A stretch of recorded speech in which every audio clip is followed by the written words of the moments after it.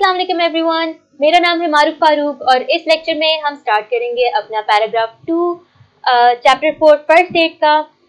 तो पैराग्राफ के ऊपर हमारी एक हेडिंग है, सब हेडिंग है जिस पे लिखा है कट्स एंड स्क्रैप्स। इसका मतलब होता है जख्म और खराशें। तो ये शुरू हो रहा है हमारा कुछ इस तरह, handling minor accidents at home और on the road develops a sense of crisis management, यानी कि घर पर और सड़क पर होने वाले मामूली हादसा की देखभाल करने से हंगामी सूरत हाल के से निपटने की एक हिस्स पैदा होती है। यानी कि आपके कोई घर पर कोई छोटा सा हादसा हो गया है, कोई कुछ जल गया है या कोई आपको जख्म आ गया है या सड़क पर गिरने से कोई जख्म आ गया है, इन ऐसी सूरत हाल से निपटना जो है आपको तैयार करता है कि कोई बड़ी इमरजेंसी के लिए भी आप तैयार हों, आप उसको हैंडल कर सकें। अगला सेंटेंस है, this may prepare people to tackle with unexpected emergencies with great confidence, यानी कि ये लोगों को तैयार करता है कि हंगामी सूरत हाल, गैर मुतवक्को हंगामी सूरत हाल से भी वो बड़े एतमाद के साथ निपट सकें। Minor cuts and scrapes usually do not need to go to the emergency room, यानी कि minor cuts and scrapes का मतलब है कि मामूली जख्म और खराशें अक्सर usually का मतलब होता है अमूमन, यानी कि मामूली कट्स और खराशों को, मामूली जख्मों और खराशों को अमूमन इमरजेंसी रूम में तक लेके जाना नहीं पड़ता, उनकी ज़रूरत नहीं होती, क्योंकि इमरजेंसी रूम को आप इमरजेंसी रूम में लिखेंगे उर्दू में, क्योंकि इसका मतलब है इमरजेंसी वार्ड जो आपका हॉस्पिटल का होता है, यानी वहां तक लेके जाने की जरूरत नहीं। हल्का सा कट लग गया उसको आप डील कर सकते हैं घर पर, ज्यादा हो, खून बहता जाए, रुके ना, तो फिर आपको इमरजेंसी रूम जाना पड़ता है। आगे हमें क्या कह रहे हैं, हमें आगे कह रहे हैं yet proper care is essential to avoid infection और अदर कॉम्प्लिकेशंस, यानी कि फिर भी, येट यानी फिर भी मुनासिब देखभाल जरूरी है ताकि इन्फेक्शन और दीगर पेचीदगियों से बचा जा सके। कॉम्प्लिकेशंस होती हैं आपकी पेचीदगियां। Following guidelines can help you to handle crisis and take care of all. हिदायत पर अमल करने से आप हंगामी सूरत हाल से निपट सकते हैं और सारी देखभाल कर सकते हैं। ये आपका पैराग्राफ नंबर 2 है। इसमें हम क्या करेंगे, डिफिकल्ट वर्ड्स की यहाँ पर हमारे पास एक लिस्ट है और हम इसको, इसके मीनिंग्स लिखेंगे और फिर सिनोनिम्स लिखेंगे। पहला वर्ड हमारे पास है माइनर। माइनर का मतलब होता है मामूली।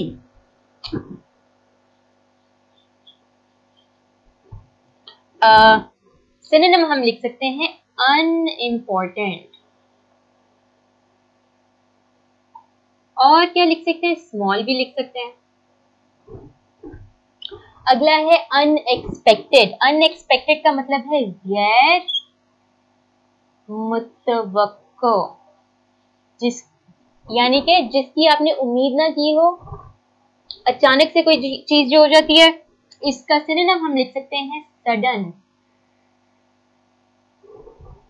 फिर हमारे पास वर्ड है स्क्रैप्स। स्क्रैप्स का मतलब होता है खराशें, और स्क्रैप्स के लिए हम क्या यूज कर सकते हैं, वूंड कर सकते हैं। वूंड वैसे ज्यादा बड़ा जख्म होता है, लेकिन एक ही फैमिली के अल्फाज हैं। आगे है कॉम्प्लिकेशंस। कॉम्प्लिकेशंस का मतलब होता है पेचीदगियां। अब पेचीदगी का क्या मतलब होता है, यानी कि आपने अपने जख्म का ख्याल नहीं किया, उसमें पस पड़ गई, अल्लाह रहम करे, या उसमें रेडनेस बहुत ज्यादा हो गई, उसमें से खून बहना बंद नहीं हुआ, यानी कि जो छोटे मोटे मसाइल बनते रहते हैं उनको हम कहते हैं पेचीदगी या पेचीदगियां।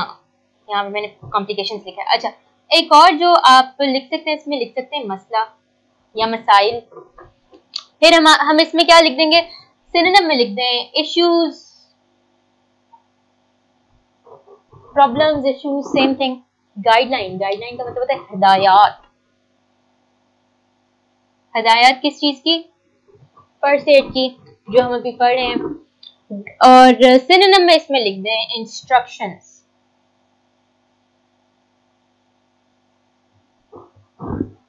फिर हमारे पास है क्राइसिस। क्राइसिस का मतलब होता है, वैसे तो क्राइसिस का मतलब होता है कोई बड़ा मुश्किल वक्त आप पे आ जाए, लेकिन यहाँ पे कंटेक्चुअल मीनिंग जो होगा आपके पैसेज के मुताबिक जो मीनिंग हम लिखेंगे वो हम लिख देंगे हंगामी सूरत हाल, या हंगामी सूरत भी लिख सकते हैं, सूरत हाल भी लिख सकते हैं। अच्छा, फिर इसमें क्या लिख सकते हैं, इमरजेंसी सिचुएशन। तो मैं इतनी एक्साइटेड हूँ, मैंने वो भी ब्लू में लिख दिया है, but you get the point, ठीक है। तो ये हमारा पैराग्राफ नंबर 2 था। अब हम चलेंगे इसके नेक्स्ट पैराग्राफ की तरफ। अगला पैराग्राफ हमारे पास आ रहा है स्टॉप द ब्लीडिंग, यानी कि खून का बहाव रोकिए। ये अब आपको बता देंगे अगर आपको कोई जख्म आ जाए तो आपने क्या करना है। सबसे पहला काम आपका है खून के बहाव को आपने रोकना है, खून जो उसमें से निकल रहा है उसको रोकना है। Minor cuts and scraps usually stop bleeding on their own, यानी कि मामूली जो जख्म और खराशे होती हैं वो अक्सर उनमें से खून निकलना खुद ही बंद हो जाता है। If they don't, apply gentle pressure with a clean cloth or bandage. अगर खून बहना अपने आप नहीं रुकता, या आप उसको जब ट्रांसलेट कर रहे होंगे लिख सकते हैं कि अगर ऐसा नहीं होता तो एक साफ कपड़े से उस पर, साफ कपड़े या पट्टी से, बैंडेज होता है आपकी पट्टी, साफ कपड़े या पट्टी से उस पर हल्का सा दबाव डालिए। अच्छा, फिर hold the pressure continuously for 20 to 30 seconds and if possible elevate the wound, यानी कि अब जो आपने उस पर दबाव डाला है, इस दबाव को 20 से 30 सेकंड तक मुसलसल डालिए, और अगर मुमकिन हो तो जख्म को थोड़ा ऊंचा कर लें। एलिवेट का मतलब होता है ऊपर ले जाना।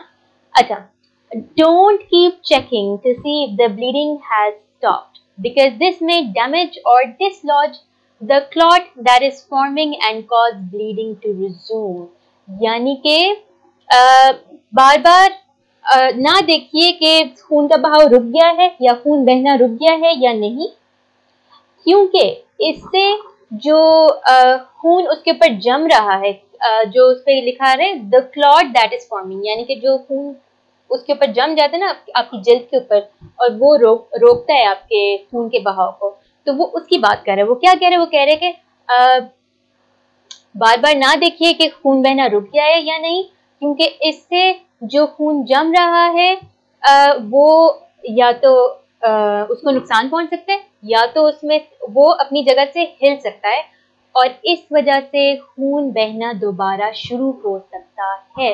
रिज्यूम का मतलब होता है दोबारा शुरू हो जाना। इफ ब्लड स्पर्ट्स और continuous flowing after continuous pressure seek medical assistance, यानी कि अगर खून निकलता है और मुसलसल बहता रहता है दबाव डालने के बावजूद, या मुसलसल दबाव डालने के बावजूद, तो तिब्बी मदद हासिल कीजिए, यानी कि डॉक्टर के पास जाइए, मेडिकल असिस्टेंस डॉक्टर के पास जाइए, डॉक्टर की मदद हासिल कीजिए। अच्छा, अब इसमें कुछ डिफिकल्ट वर्ड्स हैं, चंद ही हैं। पहला हमारे पास है ब्लीडिंग। ब्लीडिंग का मतलब होता है खून बहना। सिनोनिम इसका हम लिख देंगे ब्लड और रेड ब्लड फ्लो, लेकिन ब्लड इतना लाइट नहीं होता। जेंटल, जेंटल का मतलब होता है नरमी से या हल्का सा, क्योंकि जब आप लिखेंगे ना इसमें अपनी ट्रांसलेशन में, तो आप ये लिखेंगे हल्का सा दबाव, और इसमें हम कह सकते हैं सॉफ्ट। फिर हमारे पास वर्ड है प्रेशर। प्रेशर का मतलब होता है दबाव, और इसमें हम लिख सकते हैं कंप्रेशन। कंप्रेशन का भी मतलब होता है दबाव डालना। फिर हमारे पास है वर्ड बैंडेज। बैंडेज की उर्दू हम लिखेंगे सिंपल सी पट्टी, जो आपकी पट्टी करते हैं। सिनोनिम वैसे तो इसका बैंडेज ठीक है, लेकिन हम इसमें लिख सकते हैं ड्रेसिंग। ड्रेसिंग भी कहते हैं कि जब आप पट्टी कर लेते हैं तो उसको जब हम चेंज कर लेते हैं तो हम कहते हैं ड्रेसिंग चेंज करनी है उसकी। एलिवेट, एलिवेट का मतलब होता है ऊंचा करना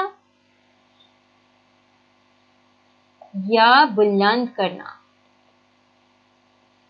यानी कि आपका जो जख्म है उसको थोड़ा सा ऊपर कर देंगे। जैसे कि टांग में जख्म है तो टांग आप थोड़ी सी ऊंची कर देंगे तो उसका खून का बहना बंद हो सकता है। और इसमें सिनोनिम लिख दें सिंपली रेज, रेज का भी यही मतलब होता है ऊपर उठाना, ऊपर की तरफ ले जाना। डिसलॉज, डिसलॉज का मतलब होता है अपनी जगह से हिल जाना, यानी कि जो आपके खून का क्लॉट बन रहा है उसको आप बार बार देखेंगे तो अपनी जगह से हिल सकता है, ऐसा नहीं होना चाहिए। अपनी जगह से हिल जाना। डिसलॉज के लिए हम लिख सकते हैं डिस्प्लेस या मूव, दोनों ठीक है। फिर हमारे पास वर्ड है स्पर्ट, स्पर्ट का मतलब होता है निकलना, खून का निकलना, खून का बाहर ऐसे जैसे फव्वारे की तरह बाहर निकलना। तो इसके लिए सिनोनिम हम लिख सकते हैं गश, जो लिक्विड यूं अचानक से बाहर निकलता है उसके लिए हम वर्ड यूज करते हैं गश आउट। ये आपके डिफिकल्ट वर्ड थे, आपका पहला स्टेप था फर्स्ट एड का। अगला स्टेप हम करेंगे अगले लेक्चर में, तब तक के लिए अल्लाह हाफ़िज़।